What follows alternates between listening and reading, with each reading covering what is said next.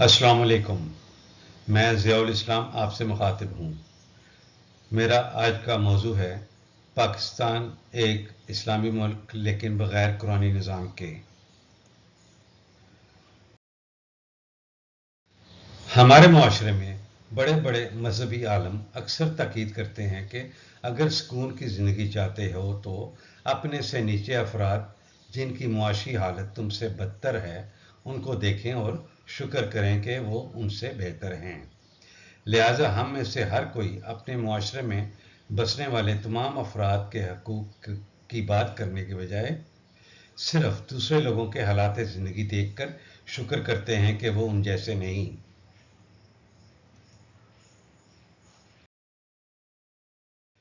मेरे अजीज़ों, किसी भी मुआशरे की तरक्की का दारोमदार इस मुआशरे में रहने वाले तमाम अफराद की इज्तिमाई काविशों पर मुनहसर होता है। कभी भी इनफरादी तौर पर एक फ़र्द इस मुआशरे की तरक्की का बायस नहीं बन सकता। जब तक हम इस्लामी निज़ाम के तहत कुरानी कवानीन और उसूलों की बजाय इस्लामी मज़हब और अकायद पर अमल करते रहेंगे, कभी भी इस्लामी इनकलाब नहीं आ सकता।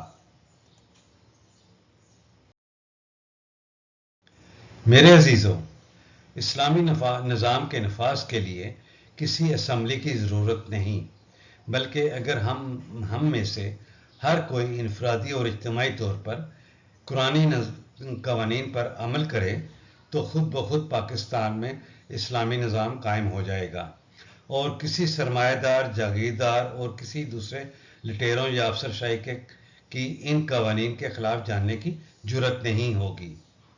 आइए मुआशरे की सूरत हाल का जायज़ा लें। ये सूरत हाल कभी भी एक इस्लामी निज़ाम की अक्कास नहीं हो सकती।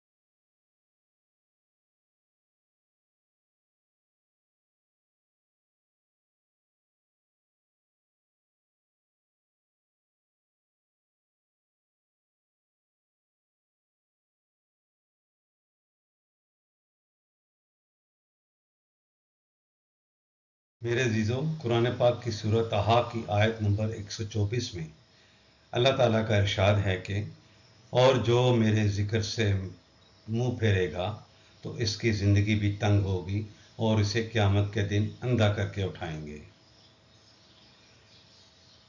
इस आयत का मफ़हूम इस तरह है कि इंसान पर इस हकीकत को भी वाज़ेह कर दिया कि जो कौम मेरे कवानीन से एराज़ बरतेगी इसकी मईशत तंग हो जाएगी और हम इसे ज़ाहुर नताइज के दिन अंधा उठाएंगे।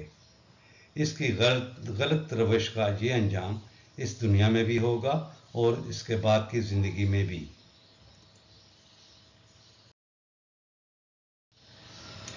मेरे अजीज़ों, आइए सब मिलकर इनफरादी और इज्तिमाई तौर पर कुरानी कवानीन पर संजीदगी के साथ अमल करना शुरू कर दें, जिससे यकीनी तौर पर हम अपने मुआशरे को एक जन्नती मुआशरा बनाने में कामयाब हो जाएंगे। आमीन सुम्मा आमीन।